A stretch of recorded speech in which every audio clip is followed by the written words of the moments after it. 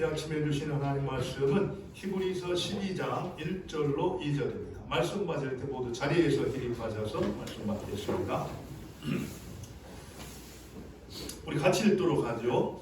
그러므로 이렇게 구름대와 같이 수많은 증인이 우리를 둘러싸고 있으니 우리도 갖가지 무거운 짐과 얽매는 죄를 벗어버리고 우리 앞에 놓인 다른 길을 찾으면서 달려봅시다.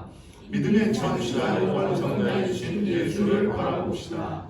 그는 자기 앞에 놓여있는 기쁨을 내다보고서 부끄러움을 마음에 두지 않으시고 십자가를 참으셨습니다. 그리하여 그는 하나님의 보좌 오른쪽에 앉으셨습니다. 아멘. 작성해 주시기 바랍니다. 성경은 우리의 신앙생활을 여러 가지 비유로 묘사를 하고 있습니다. 어떤 때는 군사로, 또 어떤 때는 농부로, 또 어떤 때는 건축자로, 또 어떤 때는 순례자로 이렇게 묘사를 하고 있는데, 그런 묘사 가운데 가장 많이 이렇게 묘사하고 있는 게 바로 경주입니다. 경주. 신앙을 경주로 이제 묘사하고 있죠. 사실 우리의 신앙이라는 것은 가만히 앉아 있는 것이 아니라 하나님께서 옳다 인정하고 있는 그 길을 따라서 부지런히 달려가는 경주와 같다, 이렇게 말할 수가 있습니다. 특별히 오늘 본문은 우리의 신앙을 마라톤 경주로 이렇게 묘사를 하고 있는데요. 여러분들 마라톤 아시죠? 마라톤은 단거리가 아닙니다. 42.19라는 아주 긴 거리예요. 그렇기 때문에 그 길을 달리면서 여러 가지 변수가 있어요. 어떤 때는 좋은 컨디션으로 이렇게 출발을 했다가 도중에 갑자기 컨디션에 난조가 생겨가지고 멈추는 경우도 있고, 심지어는 달리다가 불의의 사고로 인해서 상처를 입고 또 쓰러지기도 하는 그런 여러 가지 일이 생기게 됩니다. 그렇기 때문에 이 마라톤 경주에 있어서는 속도도 중요하지만 그것보다 더 중요한 게 뭡니까? 끝까지 완주하는 일이 중요하다, 이렇게 볼 수가 있습니다. 우리의 신앙도 마찬가지입니다. 우리의 신앙은 가다가 힘들면 도중에 포기하고 끝내는 그런 경주가 아니라 어때요? 끝까지 완주해야만 하는 그런 경주라는 것을 우리가 알 수 있습니다. 그렇기 때문에 우리가 신앙생활을 하면서 어떻게 하면은 나는 도중에 이제 신앙에서 이탈하거나 포기하지 아니하고 어떻게 완주를 할 것인가, 이런 부분들이 굉장히 중요한 과제라 이렇게 볼 수가 있습니다. 근데 우리가 우리의 모습을 보면은 처음 신앙생활을 할 때, 시작할 때 보면은 어떻습니까? 이제 확신도 차 있고 또 은혜도 충만하고, 그래가지고 결단하면서 자신만만하게 이렇게 출발을 하잖아요. 근데 인생이라는 게 그러지 않습니까? 이렇게 지나면서 어려움도 생기게 되고 또 문제가 하나씩 둘씩 더해지다 보면은 어떤가요? 힘들어지죠. 그러면은 피곤해지고 지치고 힘들다 보면은 어떤 생각이 듭니까? 지금 내가 가고 있는 이 길이 맞는 건가? 내가 이런 핍박과 환난 가운데에서 그 예수님을 믿고 이 길을 가는 것, 이렇게 가야만 하는 어떤 가치가 있을까? 뭐 이런저런 생각을 하다가 나중에 힘이 더 버거워지게 되면 어떻게 됩니까? 이제는 못하겠다. 이제는 그냥 여기서 멈춰야 되겠다. 뭐 이런 생각을 우리가 할 수 있다라는 겁니다. 실제로 어떤 위로부터 얻는 은혜, 그 힘이 있어서 견뎌낼 수 있으면 좋은데 그러지 아니하고, 위로부터 하나님께로부터 공급받는 그런 힘과 은혜는 부족한데 뭔가 환경과 주위에서 이렇게 부딪혀오는 어떤 압력이 점점 심해져 갈 때 우리는 어때요? 여기서 멈춰야 되겠다, 이러면서 믿음에서 떠나게 되는 그런 일들이 얼마든지 생길 수가 있다는 겁니다. 실제로요, 오늘 이 히브리서를 받아보는 히브리 그 공동체, 그들이 겪고 있었던 상황이 바로 그런 상황이었습니다. 근데 꼭 히브리 그 공동체만 그런가요? 지금 이 자리에 앉아있는 우리는 괜찮습니까? 혹시 우리 가운데 정말 내가 열심히 주를 섬긴다고 섬겼는데 시간이 가면 갈수록 너무 지친다, 힘들다, 그래서 나도 여기서 좀 그냥 포기하고 싶다, 이런 마음이 든다면은 오늘 본문의 말씀은 그런 나를 위한 말씀이다 이렇게 볼 수가 있습니다. 그런데요, 오늘 이제 그 히브리서 기자가 우리한테 주는 아주 하나의 강력한 메시지가 있습니다. 어떤 흔들리는 믿음, 어떤 신앙의 어떤 위기 앞에서 우리가 해야 할 일이 무엇인가를 이야기하면서 히브리서 기자는 우리의 환경이 바뀌어야 된다거나 우리의 마음이 새로워야 된다든가 이렇게 말하지 아니하고 한 가지 뭐라고 말하고 있습니까? 우리의 시선이 어떻게 된다라는 거예요? 문제에서 예수님께로 전환되어야 된다 이렇게 말하고 있다. 예수님을 바라볼 때 지금 우리가 겪고 있는 신앙의 위기, 그 흔들림 가운데에서 제자리를 찾아갈 수가 있다 이렇게 말씀하고 있다라는 겁니다. 이 얘기는 사실 신앙의 위기는 어떤 이 환경의 문제나 또 의지의 문제라기보다는 뭐의 문제라는 거예요? 시선의 문제라는 겁니다. 시선. 우리의 시선이 어디에 맞춰져 있는가 하는 것이 우리의 문제를 해결하고 끝까지 신앙의 완주를 하는가 그렇지 못하는가를 결정해 준다 이렇게 말하고 있어요. 그래서 우리가 저도 여러분들한테 이런 질문을 한번 드리고 싶어요. 지금 나의 시선은 어디에 고정되어 있는가? 나는 하루에도 수십 번씩 수백 번씩 생각을 하고 뭔가를 주목하게 되는데 나의 시선은 어디에 맞추어져 있는가? 한번 생각해 보시기 바랍니다. 그런데요, 우리가 무엇을 보든지 간에 결국에는 내가 보는 그것이 나의 인생이라는 겁니다. 그리고 내가 보는 그것에 의해서 나의 신앙이 결정된다라는 거예요. 오늘 이제 말씀을 쭉 보면은 만약 우리가 우리의 시선을 어떤 이 문제에 이렇게 맞추고 있다라 그러면은 그 문제는 점점 더 커지게 돼 있다라는 겁니다. 그리고 나의 시선을 어떤 두려움이나 불안에 이렇게 맞추고 있다면은 금세 그 두려움이 우리를 사로잡고 만다라는 거예요. 그리고 나의 시선이 어떻게 보면 사람에게 맞춰져 있다라고 한다면은 아마도 여러분들 금세 그 마음은 흔들릴 겁니다. 결국에는 우리의 시선이 어디에 있는가에 따라서 우리의 인생도 그렇게 결정된다는 거죠. 저는 이거를 실제로 그 경험을 했는데 저는 지금 이 귀에서 매미가 2마리가 있어요. 그래서 계속 매미가 우는데 그래갖고 제가 이제 이비인후과를 이제 찾아갔어요. 찾아가가지고 왜 이렇게 매미가 끊이지 않고 우는지 모르겠다고 그랬더니 방법이 없습니다 이렇게 얘기를 하는 거예요. 그러면서 그분이 하는 얘기가 우리 대뇌는 지금 우리가 귀에서 어떤 이 소리가 이명 소리가 날 때 그것을 계속 이제 인식을 하고 그 문제를 해결하려고 신경을 쓰다 보면은 그게 더 대뇌에 자극이 되어서 강화가 된대요. 그래서 제가 그걸 이제 얘기를 듣다가 그렇구나. 그래서 고치려고 이걸 해결하려고 막 이 소리 나는 것에 계속 신경을 쓰면은 그게 대뇌에 자극을 줘가지고 더 강화가 되기 때문에 그럴 바에는 아예 신경 쓰지 말고 다른 좋은 소리나 많이 듣자. 좋은 음악을 듣고 말씀을 듣고 이렇게 하다 보면은 결국에는 그게 있는지 없는지도 잊어버리게 된다. 어떤 이런 생각을 하면서 생각을 바꿔봤어요. 그랬더니 실제로 물론 컨디션이 이렇게 안 좋아가지고 소리가 아주 심하게 날 때는 좀 불편한 것을 느끼는데 그렇지 않을 때는 그냥 사람들하고 대화를 하거나 그럴 때는 전혀 뭐 이 이명 때문에 어떤 뭐 신경 쓰거나 그러진 않거든요. 그러니까 결국에 우리가 어디에 시선을 두고 무엇을 생각하는가에 따라서 그것에 지배를 받는다라는 겁니다. 우리가 살아가면서 지금까지 자라오면서 받았던 어떤 이 상처 이런 것들에 우리 시선을 두고 그런 것들을 계속 곱씹게 되면 어떻게 되는 거예요? 그런 상처와 문제, 그것이 내 마음을 사로잡아가지고 나를 우울하게 만들고 힘들게 만든다라는 거예요. 헬렌 켈러가 그런 얘기를 했다고 합니다.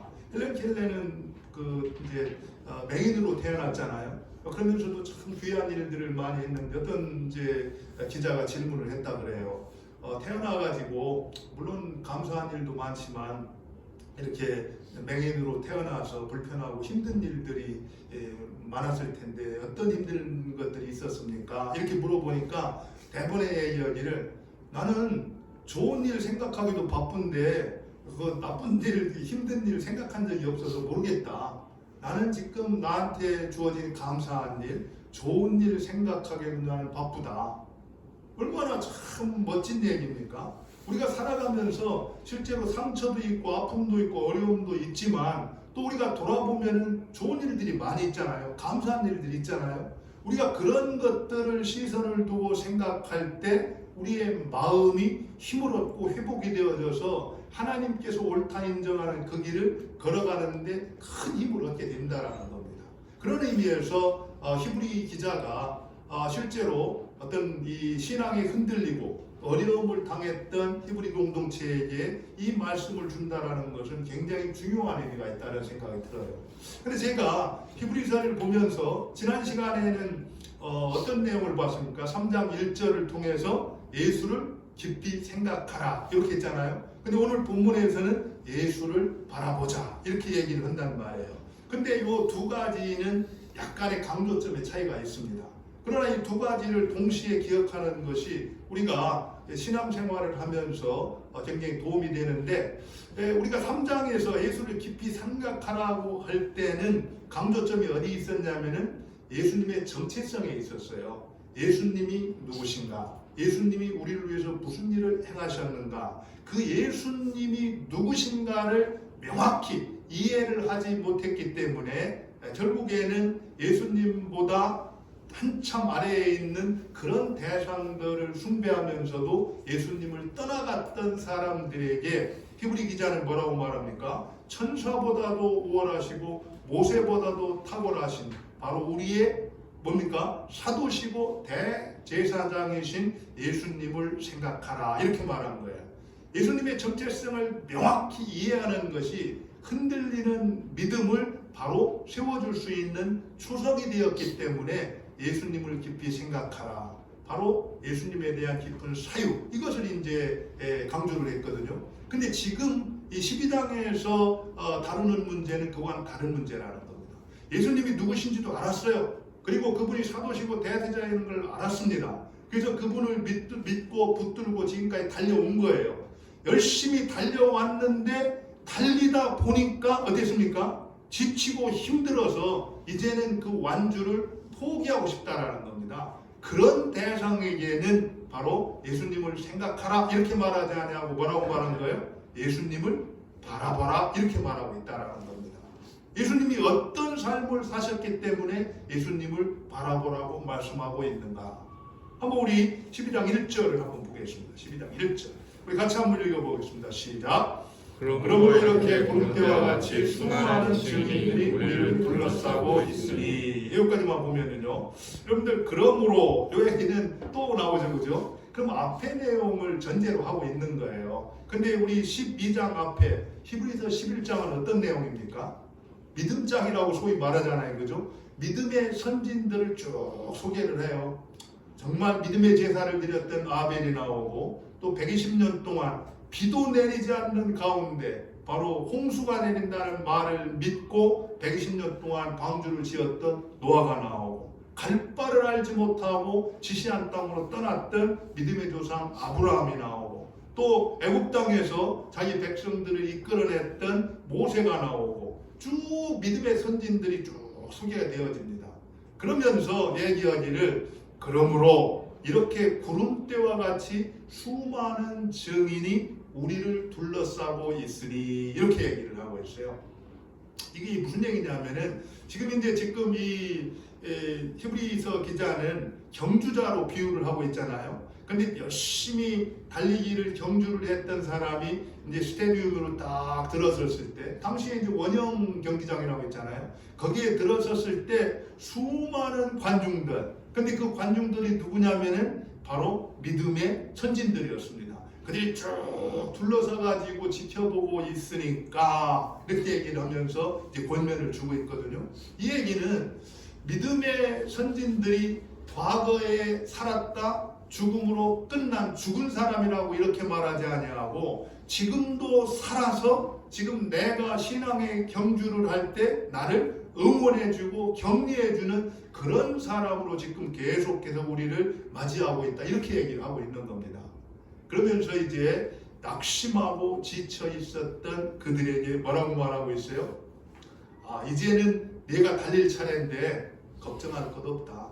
우리도 다 그랬다. 무슨 얘기입니까? 실제로 믿음의 선진들이라고 해서 완벽한 사람이었나요? 그들의 허점이 많았습니다. 그럼에도 불구하고 끝까지 어떻게 했어요? 신앙의 완주를 했잖아요. 마찬가지로 우리도 이 땅에서 어려움을 만나지만 그러나 걱정할 것 없다. 우리도 그랬는데 우리도 결국에는 완성을 했다. 그러니까 너도 이제 할 수 있으니 걱정하지 말고 그 신앙의 완주를 하도록 해라. 이렇게 지금 격려하고 있는 겁니다. 그 내용으로 그 증인들 우리를 둘러싸고 있으니, 그러면서 구체적으로 우리가 흔들리는 신앙, 또 위기를 만난 신앙에서 어떻게 그 문제를 극복하고 승리할 수 있는가, 거기에 대해서 한 두 가지 정도의 이제 해결책을 제시해 주는 걸 볼 수 있어요. 첫 번째가 뭡니까? 하반절에 보니까 우리도 갖가지 무거운 짐과 얽매는 죄를 벗어버리고 우리 앞에 놓인 다름질을 참으면서 달려갑시다. 결국에는 이 경주자에게 있어서는 무거운 것과 얽매이기 쉬운 죄, 그거를 어떻게 해요? 벗어버리는 것이 첫 번째 해야 될 일이라는 겁니다. 여러분들, 이 운동선수들, 특별히 이제 육상 선수들 같은 경우 보면은 옷이 어떻습니까? 요즘에는 거의 막 그 마찰을 줄이기 위해서 줄일 수 있으면은 그 무게도 줄이는 것은 뭐 말할 것도 없고, 이 마찰을 줄이기 위해서 거의 뭐 몸과 이렇게 밀착되어 있는 상태로 입고 있잖아요. 결국에 이 경주자가 물건 들고 함께 경주하는 사람 봤습니까? 그런 사람 뭐 물론 이제 이렇게 바톤 릴레이를 할 때 바톤은 뭐 들고 뛰겠지만 그 외에는 아무것도 하지 않습니다. 그 심지어요, 어떤 이제 운동선수가 좀 멋을 부리느라고 이렇게 뭐죠? 귀걸이를 한다든지 목걸이를 하고서 뛰는 경우도 있어요. 물론 막 탁월해가지고 그런 사람 우승하는 경우도 있는데, 이제 그렇게 했다가 우승하지 못하고 기록이 저조할 때는 늘 비난을 받습니다. 멋부리느라고 저렇게 실패했다, 이런 얘기를 하는데, 그만큼 할 수 있으면은 이 경주를 할 때는 무게를 줄이고 짐을 줄이기 위해서 간편하게 이제 가볍게 뛰는 것이 원칙이라는 겁니다. 그래서 지금 신앙에서도 마찬가지라는 거예요. 신앙의 경주를 하다 보면은 우리 자신도 모르는 사이에 하나씩 무엇이 뭔가를 우리가 붙들므로 인해서 우리의 짐이 무거워지고 힘들어지는 그런 것들이 있다는 겁니다. 그래서 여기서 모든 무거운 것과 무거운 짐과 얽매이기 쉬운 죄, 이렇게 말하는데, 그럼 무거운 것이 뭐가 있을까? 여러분들, 무거운 거가 뭐가 있을까요? 실제로 무거운 것을 뭐 여러 가지로 이렇게 말할 수 있겠지만, 제가 생각할 때, 제가 우리 이제 교우들을 보고 우리 청년들을 보면서 그런 생각을 많이 했어요. 어떤 경우는 지나친 염려, 어떤 지나친 책임감, 이런 것들이 이제 하나님과 동행하는데, 이렇게 신앙생활하는데 굉장히 무거운 짐이 된다라는 걸 봤습니다. 꼭 그렇게까지 걱정하지 않아도 되고, 그렇게까지 막 모든 책임을 내가 지려고 그러는 경우들을 보면서, 물론 우리가 가족이기 때문에 또 공동체이기 때문에 누군가의 어떤 어려움이나 문제가 생겼을 때 내가 좀 힘이 돼줘야 되겠다, 이런 마음을 갖는 것은 아름다운 거죠. 그런데 나도 추스리기 힘든 상황인데 모든 것을 내 문제라고 생각하면서 그것을 전적인 내 책임이라고 이렇게 지나치게 책임감을 가질 때 어떻습니까? 다른 사람을 도와주고 책임지는 삶을 살 수 있습니까? 그렇지 않아요. 자기 자신도 지치고 힘들어서 자기 자신조차도 제대로 추스리지 못하는 그런 일들이 생길 수가 있다는 겁니다. 여러분들 좋은 일이 지나치면은 이게 어떻습니까? 좋은 일이 아니잖아 그러잖아요. 우리가 보통 과유불급이다 이런 데 쓰지 않습니까? 잘 알아야 됩니다. 신학에서 똑같습니다.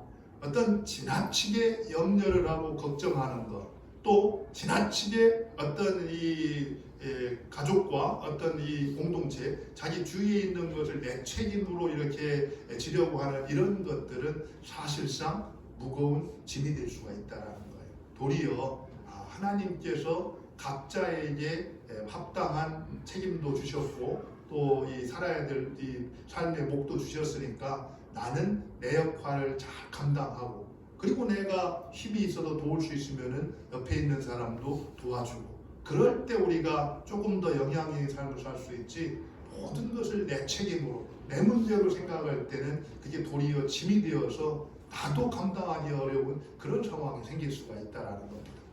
그것뿐이 아니죠. 또 어떤 게 있습니까? 비교의식 같은 경우도 참 무거운 짐 같아요. 여러분들 실제로 지금 굉장히 힘들게 사는 사람들하고 저도 그랬던 것 같아요. 제가 처음에 이제 시골에 있다가 서울에 올라와서 처음 교회를 나갔는데 교회를 나가서 청년부 모임에 이렇게 나가서 기도 제목을 나누는 상황이 됐어요.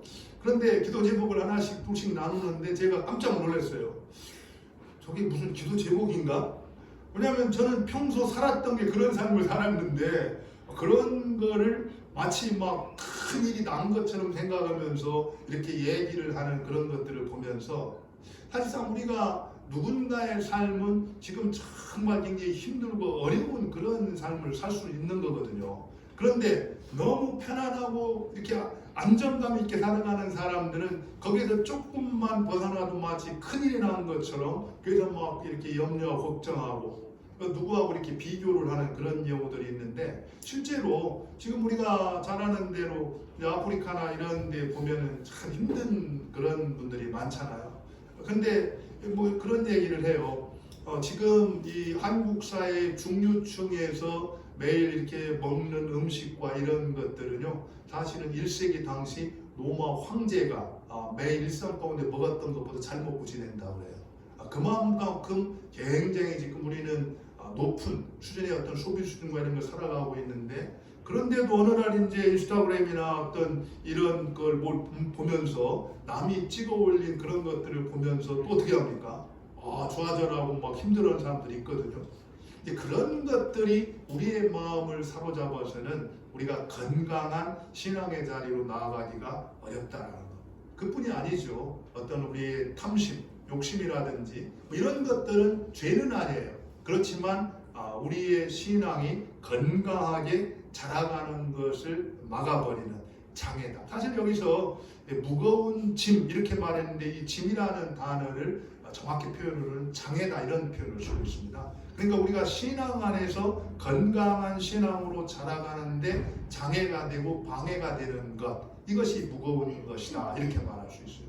그럼 한번 생각을 해보시죠. 나는 지금 내가 지지 않아도 되는 어떤 무거운 짐 나에게는 어떤 것들이 있는가 여러분들이 그것을 벗어버리지 않는다라 그러면은 건강한 신앙으로 자라가는 데는 어렵다는 겁니다.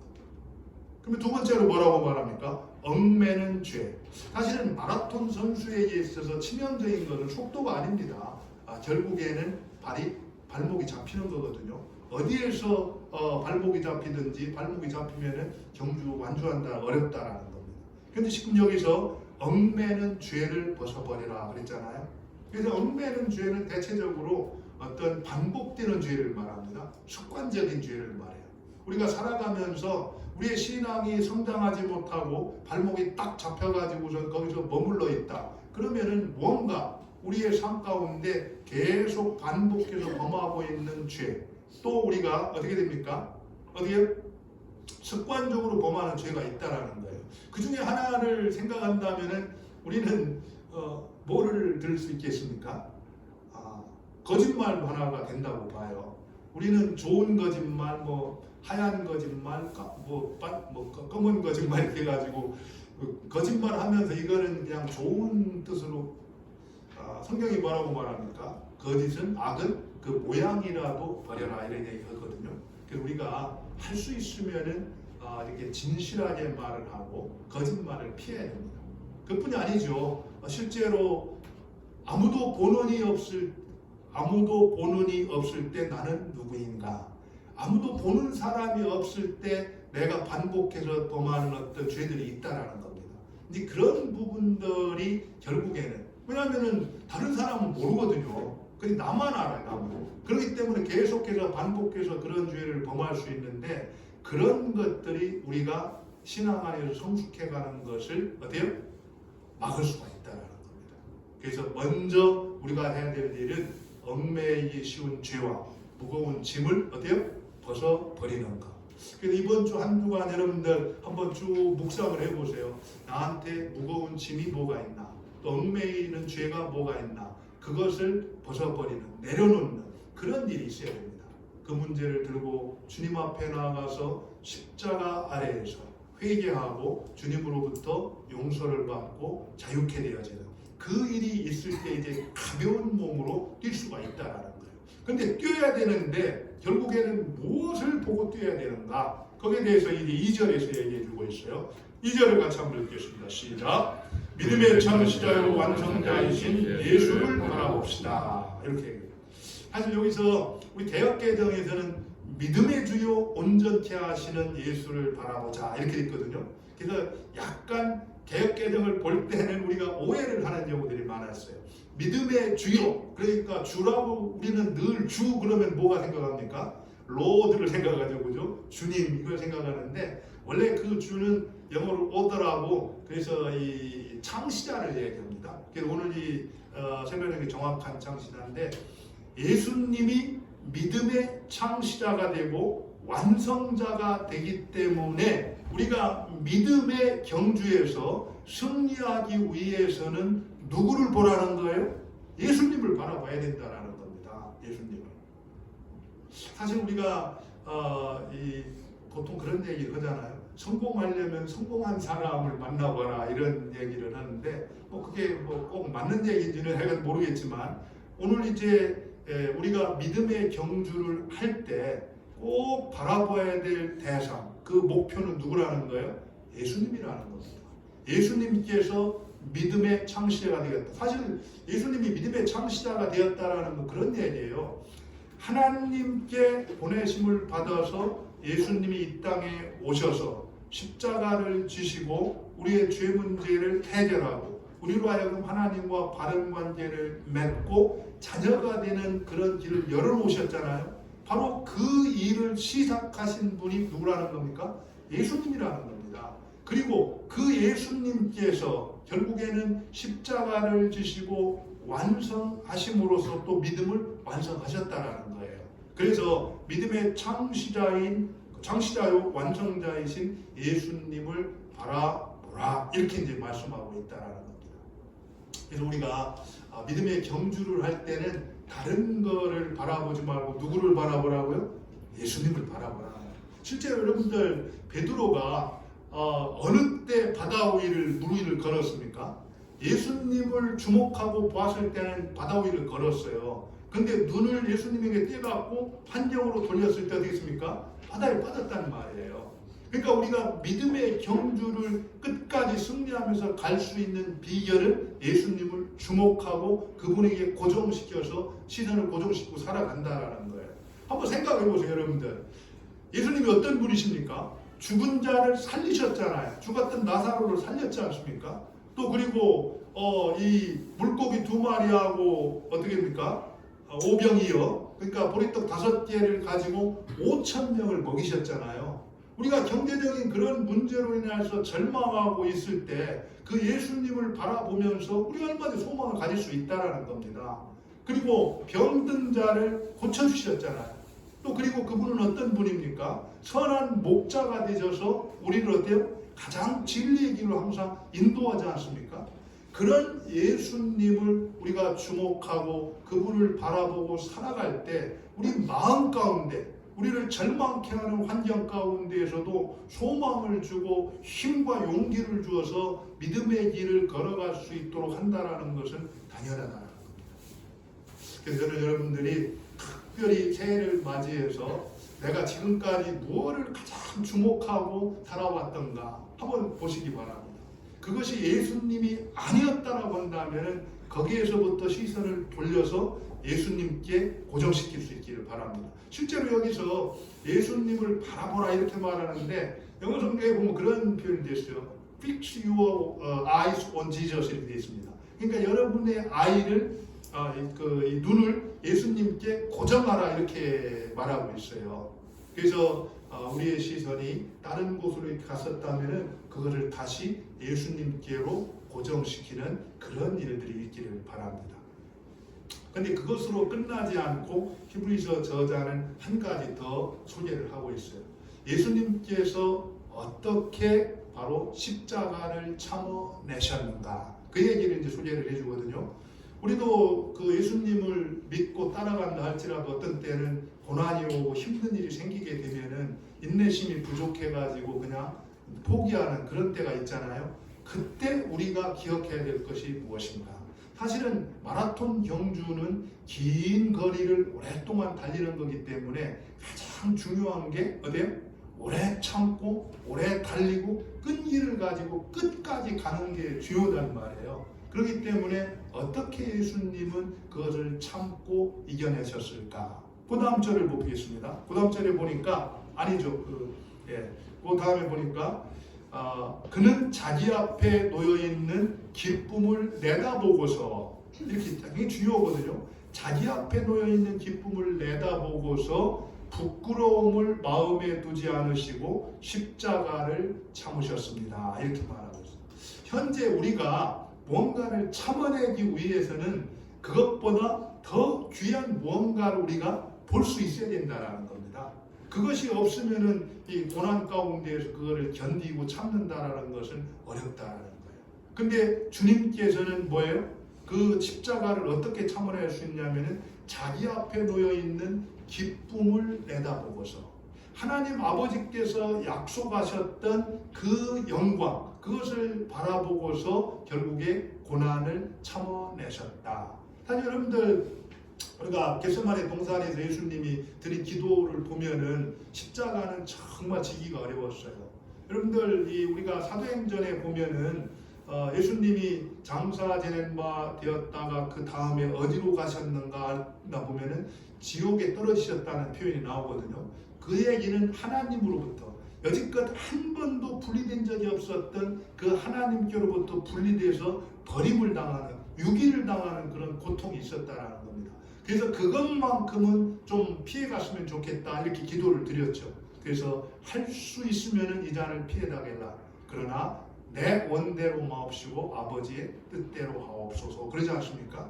그렇게 참아낼 수 있었던 이유 근거 그건 뭐냐면은 결국에는 어때요? 이 십자가가 끝이 아니라 십자가는 아버지의 영광에 이르는 과정이었다라는 거예요. 그리고 이 단계가 지나고 나면은 그 뒤에는 하나님 아버지 보좌 우편에 앉게 되는 그 영광, 그 기쁨이 주어진다라는 것을 보았기 때문에 예수님은 어때요? 그것을 십자가를 참아낼 수가 있었다. 우리도 마찬가지입니다. 우리가 이 땅에서 힘들고 고단하고 어려운 그런 시간들을 지나지만 이게 끝이 아니라는 겁니다. 결국에는 우리가 죽음이라는 단계를 거치겠지만 죽음도 하나의 과정이라는 거예요. 그 너머에 하나님이 우리를 위해서 예비해 놓으신 그 새하늘과 새 땅, 그 주님과 함께 영원히 동행하는 그 천국, 그 삶이 우리한테 주어졌다라는 것을 우리가 볼 수만 있다라고 한다면 지금 이곳에서 당하고 있는 어려움들 얼마든지 참고 이겨낼 수가 있다라는 겁니다. 왜요? 예수님이 그렇게 하셨기 때문에. 우리가 이런 사실들을 기억하면서 이제 새해를 맞이해서 우리가 한번 두 가지를 한번 우리가 깊이 생각했으면 좋겠어요. 혹시 아직까지도 예수님이 누구신지 내가 명확하지 않다. 그런 분들은 정말 예수님이 누구신가? 깊이 생각하는 그런 시간을 가질 수 있기를 바랍니다. 그러나 예수님이 누구신지도 알고 내가 믿음도 있고 열심히 달려왔는데 이제는 너무 지친다, 힘들다. 그래서 이 자리에서 그냥 포기하고 싶은 그런 마음이 생긴 분이 있다라고 한다면 그런 분들은 예수님을 바라볼 수 있기를 바랍니다. 여러분의 시선을 문제에서, 환경에서 예수님께로 고정시킬 때 그때 주님이 우리 안에 말로 표현할 수 없는 힘과 용기와 은혜를 주셔서 우리로 하여금 우리의 마음을 흔들어 놓는 세상 가운데에서도 주님과 동행하면서 믿음의 경주를 완주할 수 있도록 도와주신다는 겁니다. 그와 같은 은혜가 우리 모두에 있기를 바랍니다. 우리가 참 오늘 말씀을 생각하면서 기도했으면 좋겠습니다. 같이 한번 말씀을 한번 돌아보면서요. 요즘 내 시선은 무엇에 가장 많이 고정되어 있습니까? 내 믿음의 경주를 무겁게 만드는 짐이 무엇인가요? 나를 얽매이게 하는 반복되는 죄는 무엇입니까? 예수님을 바라보면 내 삶에 어떤 소망이 오나요? 우리 같이 한번 우리 말씀을 생각하면서 이제는 내 시선을 예수님께 돌리고 그분께 고정시키고 그분과 동행하며 믿음의 완주를 이루어나가는 우리가 되게 달라. 같이 한번 기도하겠습니다.